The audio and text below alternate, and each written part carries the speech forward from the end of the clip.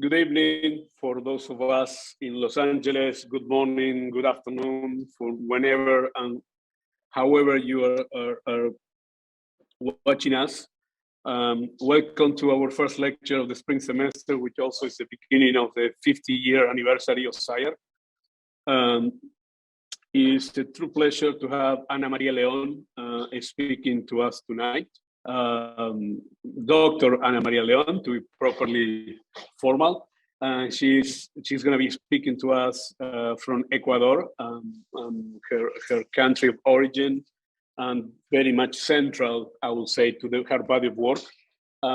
This is, I'm really excited about having her talking because her interest as a scholar, as a thinker, as an historian, touch on many subjects that for all of us who are from Latin America, she's really refocusing on highly polemic issues and reshaping and challenging canons and assumptions that we have of the notion of modernity. For those of you who are not so familiar with Latin America, modernism had big, deep roots in the Latin American culture. Even though she will be talking about many other things, but these are interesting moments in the times that we live in which we have to rethink and challenge everything that we think that we know, and there is always multiple stories and multiple tracks that deserve to be explored. And I think Ana María is a leader, is a leading voice in exploring these subjects. So I think it's a fantastic idea to start our lecture series with her. And she's an architect, but also she's an art historian. She teaches in the art history department at the University of Michigan, but also she teaches at the School of Architecture in Michigan. So it's one of these multitasking, multi-interest individuals. And as I said, I think her take on many of these things, it has a lot of dimensions. So it's a writer, it's a teacher, it's a thinker, it's an activist, it's a provocateur for all the right reasons. So it's my pleasure to have her and to introduce her. So without further ado, please join me in welcome Ana María León. Ana María, thank you for being here. Hopefully you will be flying back to Michigan, but in the meantime, keep enjoying Ecuador. So as I say, it's a true pleasure and honor to have you with us. I'll see you at the end on the Q&A part. So Ana María León, welcome to SCI-Arc. Muchas gracias, Hernán. Thank you so much. And thank you, Yacil and Phil, for all the help connecting and setting this up. I'm going to share my screen. And hopefully everything should be showing up like that. I am honored to be part of SCI-Arc's 50-year celebration. Thank you so much for having me. I am speaking to you from Sumpa, the ancestral land of the Huancavilca in present-day Ecuador. As we meet across multiple locations, I want to recognize indigenous sovereignty, the ongoing effects of colonization and colonial state violence, and the global struggle for self-determination of indigenous communities worldwide. And I want to call upon you, wherever you are joining us from, to research and to learn about the histories of the lands where you are situated right now. Today, I'm going to talk about Big Mound. Big Mound was an earthen structure built on top of a natural rock formation consisting of several burial chambers with plastered walls and wooden structures. It was located in downtown St. Louis, and it was destroyed in 1869. This destruction might seem unremarkable, the product of urban expansion and lack of appreciation for such monuments. However, the multiple erasures, displacements, and memorializations of the monument's absence reveal a more complicated history. My talk tonight examines these erasures through the lens of settler colonialism, which is the type of colonialism that functions by eliminating the local indigenous population and replacing it with an invasive settler society that develops a distinctive identity.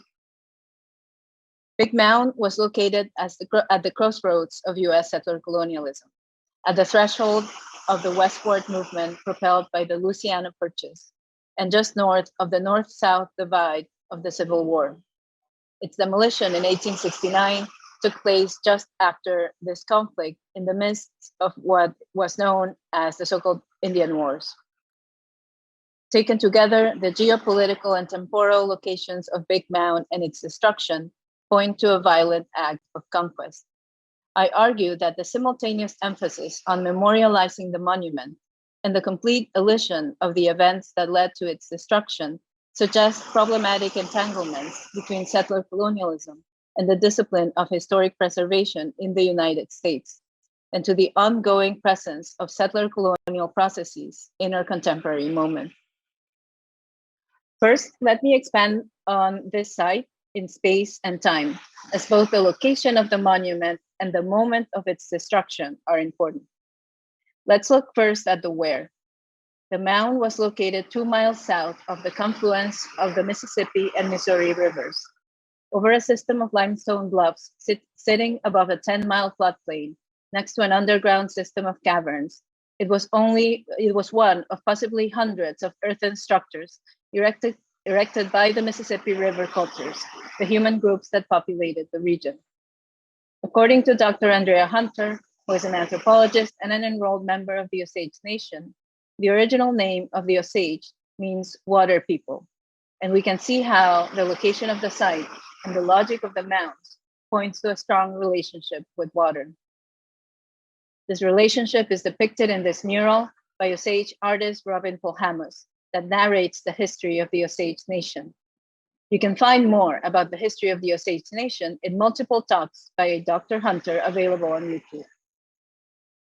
In St. Louis and its surroundings, the mounds are roughly arranged in 3 complexes on both sides of the Mississippi: the city of Cahokia to the east, here, and the St. Louis Mound Group to the west, and the East St. Louis complex in between.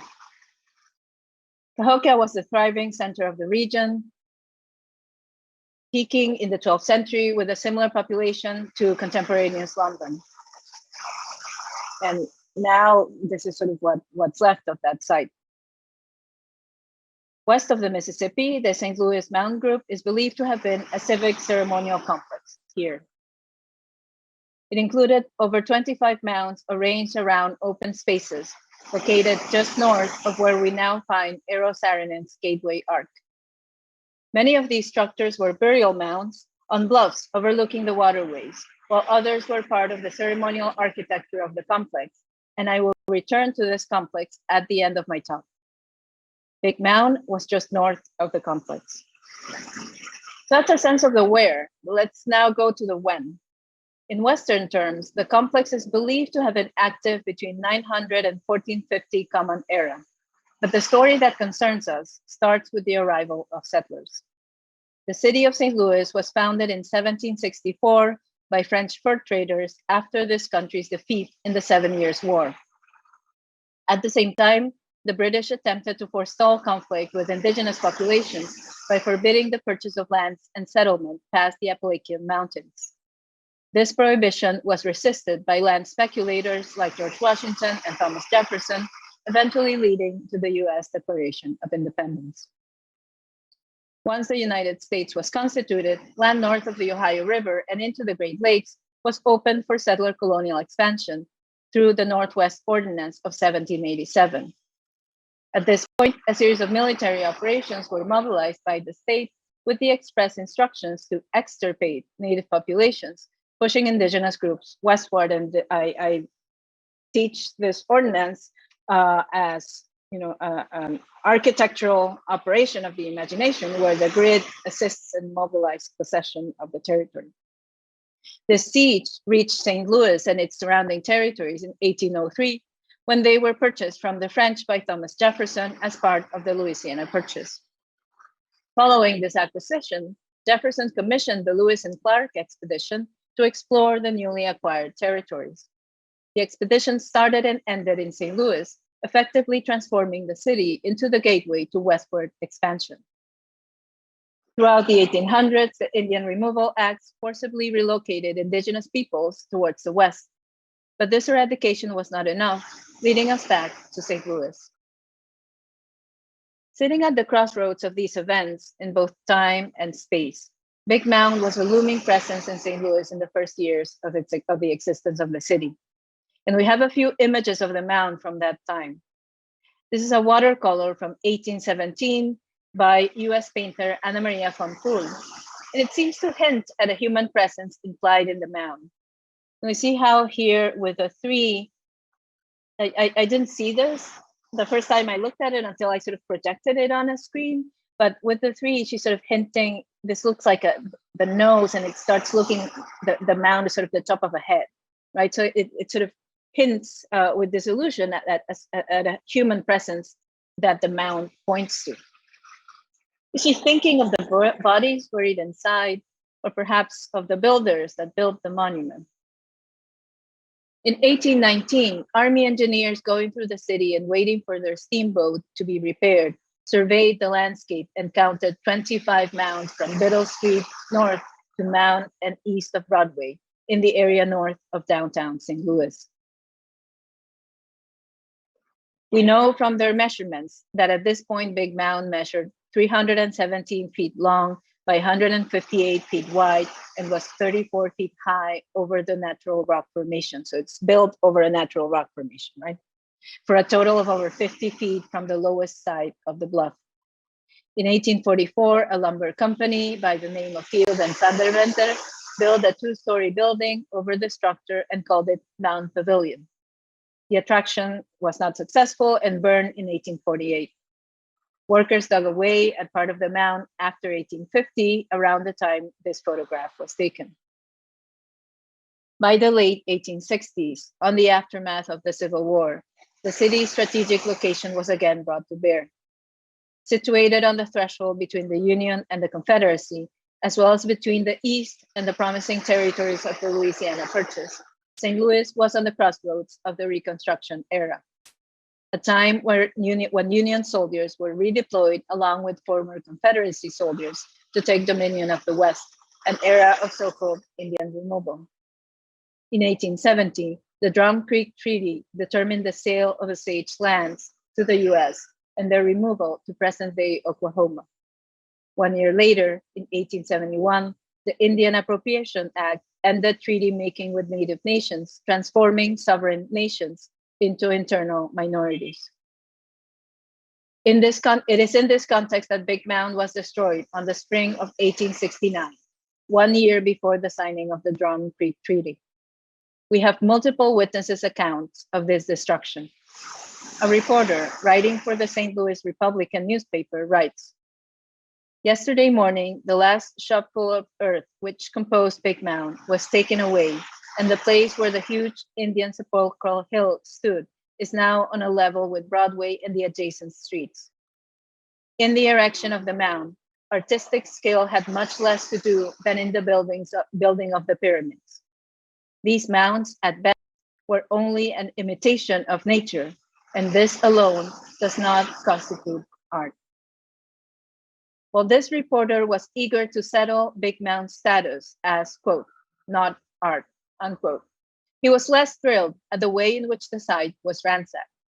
He describes how hundreds of children, which he calls American boys, schoolboys, or urchins, hindered the labor of the diggers by collecting human bones and shell beads from the debris, and how these children then stood along Broadway with baskets full of bones and broken skulls and long strings of beads, selling them from 10 to 20 cents a lot.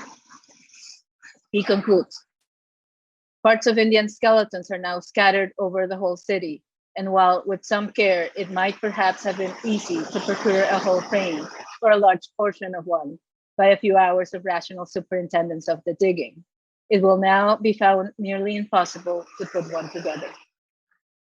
Our witness is more interested in the supposed scientific knowledge lost to the children's entrepreneurship than in the desecrated burial site. The dirt and clay from Big Mound was scattered throughout the city, and we might say throughout the country. Some of it was used for backfill and bricks, and some of it was employed in the construction of the North Missouri Railroad. Who were these children? Throughout the Civil War and in the years that followed, the city became the destination to a large migration of war refugees, including some self-emancipated Blacks, as well as newly widowed and orphaned whites who had lost their husbands and fathers to the war. In his account of the city during the war, anti-slavery minister Galusha Anderson remembers the great number of white refugees entering the city, quote, in rags, often hatless and shoeless, sallow, lean, half-starved, and unkempt. Very many were women and children, in pitiable plight, half-naked, shivering, penniless, dispirited, close quote. Anderson describes them as adverse to manual labor, which they regarded as servile and ignoble, a task for enslaved populations that came from the South. These crowds of children that roamed the streets of the city, displaced by the war, would seem to be the urchins that ransacked the remains of the mound. Their identity calls our attention to how the violence of war reverberated in the sacking of what is revealed in this description as a burial ground. The mound was a burial site, and upon its destruction, its contents were recorded by painter Alban Jasper Conant, who was present throughout most of the demolition and is best known for his having painted the first portrait of Lincoln. Conant recalls battling the children over the remains and laments being unable to secure a complete skeleton, completely oblivious of the desecration that he is narrating. He describes how the mound had been used for multiple burials at different times, some as recent as 60 years before the destruction of the mound. He finds several sepulchral chambers of different sizes, ages, and degree of deterioration, usually with sloping, plastered clay walls and roofs made of heavy timbers. He describes the remains aligned deliberately and covered with beads and shells, and he makes this rather bad section of what he saw. The destruction of the mound was also carefully recorded by photographer Thomas Easterly, who created a few daguerreotype pictures of the structure, and these are the pictures that we have been looking at as it was being torn down. Here, the disorder invoked by other descriptions is paused at different moments as the demolition crew poses for posterity. And it strikes me also as important that we have several of these pictures of the construction crew and their destruction of the mound, but no pictures of the burial sites and the architecture found inside the mound. Indigenous claims were further curtailed after the destruction of the mound, first with the Dons Act of 1887, which authorized the president to break up tribal reservations and sell the land to individuals, and then with the massacre of 300 Lakota Sioux at Wounded Knee on 1890.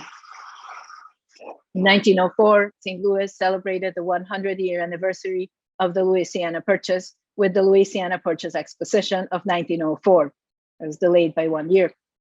Held only a few years after the World's Columbian Exposition in Chicago of 1893, also delayed by a year, these fairs at the turn of the century clearly linked the events that they celebrated, the anniversary of Columbus's arrival to America in the case of Chicago and the Louisiana Purchase in St. Louis, with what they perceived as the final conquest of the territory.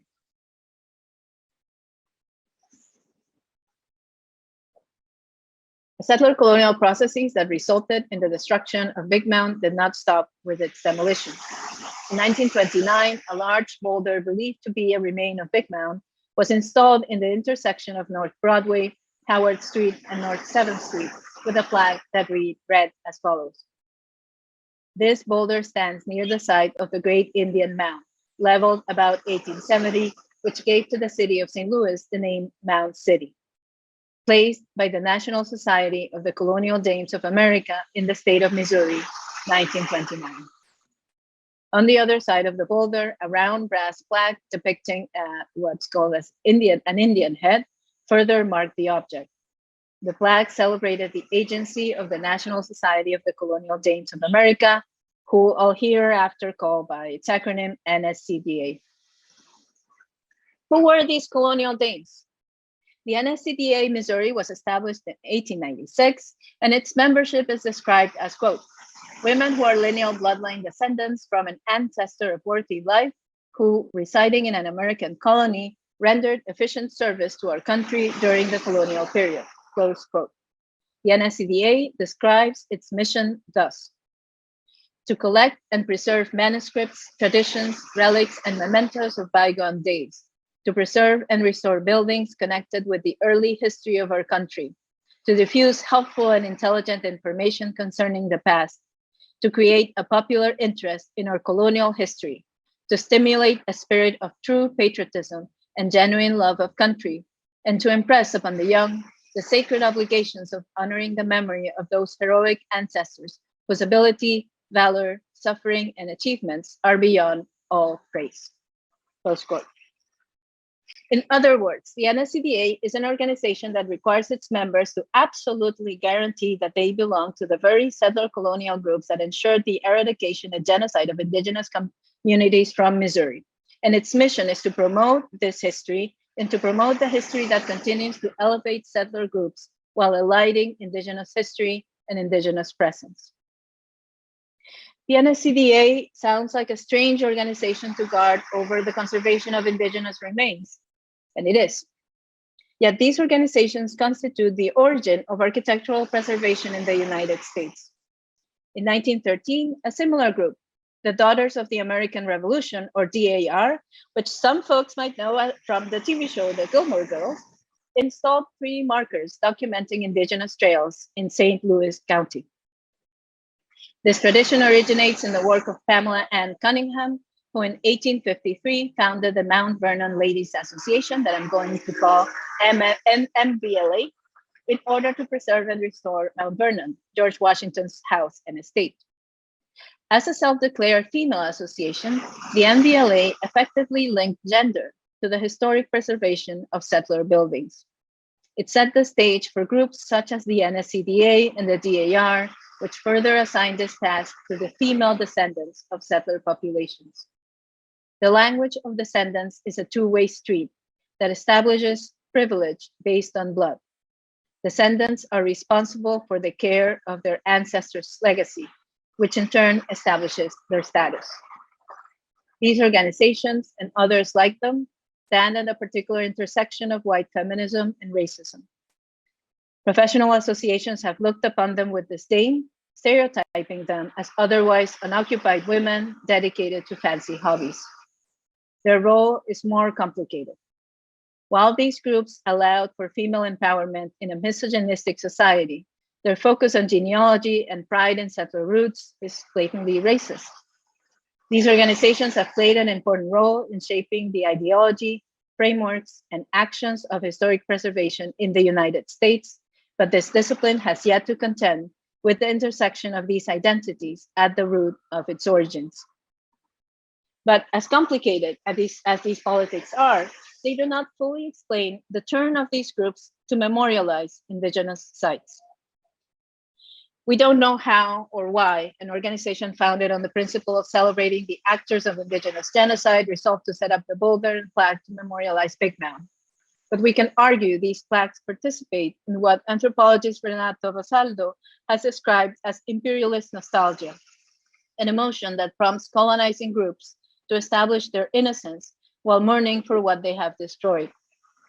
Historians have noted that the timing of this phenomenon coincided with the moment the United States consolidated its territorial dominance through the so-called American Indian Wars. And we note that these wars conclude in 1924, when Native Americans are unilaterally made citizens of the US and further assimilated. The plaque is installed 5 years after that date. More recently, Lut scholar Eve Tuck and Kei Wen Yang have described these actions as settler moves to innocence, practices that problematically attempt to reconcile settler guilt and complicity. Tuck and Yang argued that these moves to innocence continue, just as the violences of settler colonialism continue to the present. Here, these authors build on the work of anthropologist Patrick Wolf, who has argued that settler colonialism is an ongoing structure, not an event set in the past. Wolf's ideation is helpful in understanding the ongoing nature of Big Mound's destruction. These first grassroots, mostly privately run impulses towards historic preservation had a public counterpart in 1906 with the establishment of the American Antiquities Act, which determines the preservation of archaeological and historic sites on public lands and authorizes the designation of national monuments. Among its tasks, the Act is meant to protect archaeological sites from looting and vandalism. However, these efforts were linked to the management of forests and natural resources, a discourse that in the early 19th century aligned in some cases with the management of the gene pool. Recent research has uncovered a discourse of eugenics and racism that runs through the environmental history of the National Conservation Commission. I won't go into that, but in any case, by the time the American Antiquities Act was established, it was too late for Big Mound. The role of these markers in these processes is further activated by its inaccuracy. As the text of the plaque hints, the boulder placed by the Colonial Dames of America sits near but not on the actual site of Big Mound. Furthermore, while its presence as a rock, what I call its rockness, has long suggested the boulder was part of Big Mound, this is not actually the case. According to Missouri archaeologist Michael Fuller, quote, "The boulder is a typical piece of Missouri granite from southeast Missouri and a popular stone used in buildings in the city, such as the Washington University." It's not part of the boulder.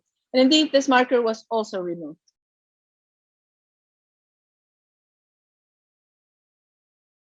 In 2008, the Missouri Department of Transportation, which I'm going to call MODOT, started working on the construction of a new bridge across the Mississippi River in an associated interchange, redirecting Interstate 70 over the bridge.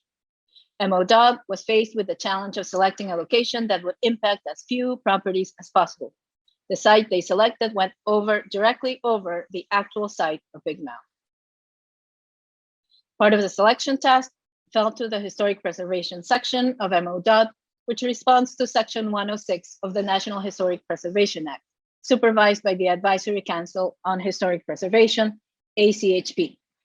Section 106 requires that federal agencies such as MODOT, quote, take into account the effects of their undertakings on historic properties and afford the ACHP a reasonable opportunity to comment on such undertakings, close quote. The participants in this process include an agency official, which is a representative of the federal agency involved, the ACHP, and the consulting parties, which include a state historical preservation officer and, quote, Indian tribes and Native Hawaiian organizations, close quote, who participate in consultations on tribal lands or on, quote, historic properties of significance, close quote, to these parties. The latter was the case in the site of Big Mound. Problematically, while these extensive processes were put in place to protect historic sites, in the case of Big Mound, the monument had already been destroyed. Working in the Historic Preservation section of MODOT, archaeologist Michael Mayer evaluated the site to identify any remnants that might exist in collaboration with the Osage tribe of Oklahoma. While the boulder memorial installed by the NSCDA was located in the wrong place, the site that was selected for the bridge, I'm quoting from Michael Mayer's email to myself, passed directly through the former location of Big Mound, close quote. MODOT worked with the Osage tribe, but according to Mayer, in the end, the excavation did not find anything that predated the 19th century. Now, other Missouri archaeologists disagree, and I have been in conversation with Michael Fuller, who is Professor Emeritus of Anthropology at St. Louis Community College. He has noted that the site was not monitored or inspected by local archaeologists, and that prehistoric layers are visible in the excavation. However, the Osage Nation has a very different view of the process. From the Osage Nation's position, the SHPO, so the Historic Preservation Office, is staffed by architectural historians more concerned with the preservation of post-contact cultural resources and part of a systematic colonial worldview, one that values Native knowledge, traditions, and science. By focusing solely on the presence or absence of archaeological remains on the site, this office disregarded the ultimate significance of the site. As I explained at the start of this presentation, for the Osage Nation, Big Mound, the site of Big Mound is a sacred site. And as such, its importance is not determined by the physical remains that archaeologists may or may not be able to find. The choice of building Big Mound and the larger complexes that surround it was not arbitrary. As explained by Dr. Hunter, it was based on the way land forms, water, light, and other elements come together. the destruction of this sacred site and the desecration of the burials in the late 19th century was an incredibly violent action executed by settlers. The consultation over the bridge amounted to being questioned by these same groups about the importance of an ongoing loss.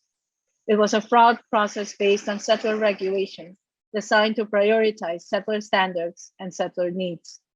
These are categories imposed by settlers that do not align with the sage ontologies and should not be used to maneuver around Section 106, which is revealed through this reading as yet another settler move to innocence.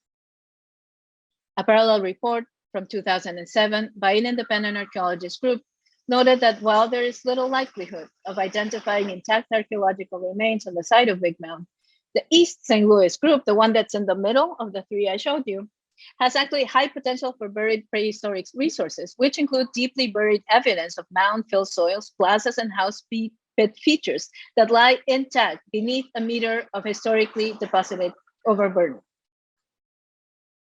However, the east side of the bridge did go over that side and destroyed it.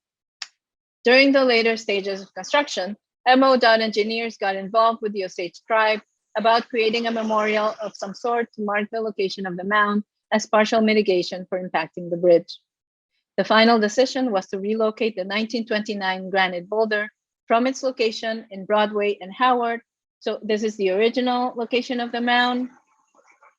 This is where we think Big Mound originally was, so right underneath the overpass, and this is where it was moved here. A new spot in Mount Street, closer to the original location of the mound. According to Meyer again, several plans were discussed, and in the end, agreed space, not exactly a park, here's the plan, was created, and Native American iconography was added to the bridge approach. This actually did not happen. As far as I know, this latter idea of adding iconography was adamantly rejected by the Osage Nation. The boulder was also cleaned, and Meyer tells me it removed, the cleaning removed a century's worth of grime. The Colonial Dames were also consulted and did not object to the move. According to Meyer, the move took the boulder away from a hazardous area to a spot of relative safety. So what was taken care of was the boulder, which is not part of Big Mound, and which was installed by the Colonial Dames of America. And the actual site and was sort of ignored and raised to. However, this relative safety may be really related to the fact that the move placed the marker in front of the St. Louis Community Release Center, this sort of Star Wars type building you see here, a state-run halfway house built in the 1990s for folks coming out of prison on parole. The center has been neglected, and the transition sort of points back to indigenous people's own struggle with their rights as enforced US citizens. This is a place where folks are, in which the state uses the site to transition inmates that are outside the reach of the 13th Amendment back to relatively more complete civil rights. There was some discussion with MO.DOT, so this is sort of the clean boulder, about the plaque to be, there was discussion about the plaque to be placed in the marker, and they initially put a smaller plaque that was mounted with a short explanatory text on the origin of the term Mound City, and there's no mention of the NSCDA. But this was again changed, and they decided to replace it with a reproduction of the 1929 plaque. And I find this change significant, and I'll tell you why in a moment. The brass Indian head, this sort of round plaque on the other side, was also conserved and placed again on the boulder. Behind the marker, a sign was installed with a short history of the mound. This text reveals as much as it conceals, and I'm going to quote it in full. Big Mound was the largest mound in the St. Louis Mound Group. A rich mound, 319 feet long, 150 feet wide, and 34 feet high. Big Mound contained a burial chamber holding 20 to 30 individuals. Unfortunately, development in the city of St. Louis led to the complete destruction of Big Mound in 1869. By 1904, nearly all of the mounds in St. Louis had been destroyed. Today, only Sugarloaf Mound remains. It is now owned and preserved by the Osage Nation. These mounds were constructed by ancestors of some of today's Indian nations. The site of Big Mound is of great significance because of what it once was. This serves to commemorate the culture that once existed in this area, to honor the people who were once buried in this site, and also to remind us that there are living descendants of that culture and the people who were once here. The passive voice creates an absence of agents, suggesting these processes of destruction and eradication are inevitable. While this new text includes some information about the monument, it accepts its destruction as with an unfortunately, that is produced by the development of the city and omits the relocation of the marker due to the construction of the bridge. Instead, and here I'm just obsessively like looking at the changes that they made in the text. Instead, the text redirects the narrative to Sugarloaf Mound. I'm not going to spend that much time on this site, but the transaction that transferred ownership of the Sugarloaf Mound to the Osage Nation, as well as the history of the Osage, their status and their current location are not part of this narrative. They're omitted. There's also no mention of the Kickapoo, the Kaskakia, the Mianmia, the Ogaxpa, and the Oketi-Sakowin, people who also inhabited these lands. Furthermore, the text takes pains to distance the culture that once existed by the builders of the site from their living descendants, contradicting indigenous continuity and survivance. So I'm going to skip over Sugarloaf Mound, which is a site that's further south on the river and was purchased by the Osage Nation. There's a photograph from 2009, and there was a house that had been built there here at the Osage, visiting it, and then finally they removed the house. Through this purchase of Sugarloaf Mound and involvement with MODOT in the new location of Big Mound marker, the Osage Nation have been able to participate in contemporary processes to reframe or rescue the monuments in St. Louis. However, there has been no restitution. They had to purchase a Sugarloaf. Originally intended for a cultural center, the project is currently stalled. The text contained in the various plaques that surround Big Mound marker are the product of a compromise between many entities. This compromise omits several important historical facts. The long processes of land dispossession that led to the eradication of indigenous populations from what today is known as the state of Missouri. The violent destruction of Big Mound and looting of the remains in this sacred site. The conscious decision to sacrifice clear demarcation of the actual location of the site in favor of the I-70 highway exchange. And the fact that the marker sits near but not in the location of Big Mound. This attitude is echoed in the return to the original text of the marker itself, which acknowledges the historical agency and role of the NSCDA. In other words, the legacy of the colonial dames has been more thoroughly preserved and cared for than that of the indigenous peoples they claim to memorialize. Finally, I want to note that the original plans included this different sign, the first sign, one that didn't only point to Big Mound, but also pointed to the larger St. Louis Mound group that I mentioned at the start of this talk. As a brief, so the brief flag that was taken away sort of pointed to this group. In its current form, though, by focusing all our attention on Big Mound, the current signage elides the rest of the St. Louis Mound group. And here is where I would like to conclude today, just a little bit further south of Big Mound. As I mentioned before, we have multiple descriptions of the complex from the 19th century. These mounds included Little Mound on 3rd and O'Fallon Street, which was hollowed out in 1833 for a reservoir, and a distinctive mound with 3 terraces facing the river at Ashley and Biddle Streets, known as Falling Garden, which was demolished in the 1840s. We have additional descriptions from visitors to the site, including clergyman and amateur archaeologist Steve Dennison Peet, who describes the group as arranged in the shape of a crescent opening to the river. I read from his description. In the center of the line was a group containing several pyramids, arranged around an open area, a pyramid at either side, the Falling Garden being situated at an angle of the area. The whole group was so arranged that a view of the river could be obtained from the summit of each pyramid. The group was in a sightly place and commanded a view in all directions. Another description from Henry Brackenridge, who visited the site in 1811, just before taking actually an intelligence role in the War of 1812, says, It is situated on the second bank and disposed in a singular manner. They are 9 in all and form 3 sides of a parallelogram, the open side toward the country being protected by 3 smaller mounds placed in a circular manner. The space enclosed is about 300 yards in length and 200 in breadth. Below the first mound is a curious work called the Falling Garden. Advantage is taken of the second bank, nearly 50 feet in height at this place, and 3 regular stages or steps are found. This work is much admired. It suggests the idea of a place of assembly for the purpose of counseling on public occasions.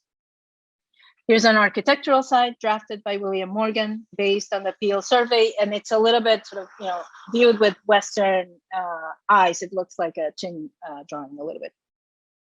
But there has been no effort to mark the location of this ceremonial complex, despite their extensive documentation, including the 2007 report that I cited before. Here's a quick overlay of the 1852 plan over the contemporary Google satellite image. Appropriately enough, the neighborhood across the highway is called Columbus Square. Thus, while the destruction of Big Mound, the misplaced marking of the Colonial Dames, and the construction of a bridge on top of the site are all violent events, there's also latent violence in the way this equally valuable site lies unacknowledged underneath a parking lot, an electrical substation, and a few unremarkable buildings. The unacknowledged existence of the ceremonial complex and additional sites beyond reveals that this violence is ongoing. By erasing the violent processes that produce them, so-called historic preservation efforts reveal their allegiance to the ongoing processes of settler colonialism. Furthermore, the reformulation of sites like Big Mound into easily managed markers, or in the case of Sugarloaf, into private property, allows the nation state to both strengthen the construct of an imagined community and elide the violence of this construction. The Osage Nation have been involved in these processes, and their involvement is important, but they were ultimately excluded from the decision of building a bridge on top of Big Mound. The way in which they have been enrolled into approval of the project strikes me as another settler move to innocence, one that seemingly exculpates MO. The Osage Nation's assertion that the site's sacred significance does not depend on material remains contests these settler regulations, revealing the irrelevance of these imposed categories. Big Mound and indigenous monuments at large also complicate Western categories used to determine what constitutes art and architecture. Upon witnessing the destruction of Big Mound, the St. Louis Republican reporter was compelled to argue it was not art. Writing over a century later and from a very different standpoint, art critic Rosalind Krauss would arrive at a similar conclusion. Examining how minimalist works required a revision of sculpture as a category, Krauss argued that Indian burial mounds were just exactly not sculpture. Krauss was less motivated by the production of value generated by categorizing these works as sculpture. She was less motivated by this and more motivated by their problematic presence in her production of postmodernism as a category, particularly because they are prior to the time period she wants to inaugurate with postmodernism as Western. One that she ultimately uses to engulf indigenous monuments as instances of site construction, both landscape and architecture, she says. And yet the October art critic shares a similar confusion with the St. Louis Republican reporter. These monuments do not quite fit into established categories. Their confusion, as well as the inadequacy of Section 106, points to the importance of indigenous presence, guidance, and leadership in any attempt to historicize indigenous monuments, architecture, and environments. While I am arguing for the importance of this indigenous presence, I'd like to conclude with one last reflection. I'd like to end with by having us think that the task of confronting the complicated history of these structures should not be left to enforce unsatisfactory agreements with indigenous peoples called upon to perform approval. Confronting these violences is the responsibility of settlers who continue to occupy the land and benefit from the displacement of its inhabitants. Following Tuck and Yang, decolonization is not a metaphor. It is the specific and incommensurable horizon of restoring land to indigeneity. The current inhabitants of the city are settlers living on occupied land as we are. We cannot bring Big Mound back or get rid of the highway interchange, but perhaps we might start honoring the land on which the mound stood, as well as the many structures that surrounded it and that still lie waiting under the parking lot. Thank you. Thank you very much, Ana Maria, for sharing this lecture with us. This concludes this part of the program. There's a Q&A for those of you who want to join us in a different link. We'll see you there in a minute. Thank you very much, Ana María León, once again.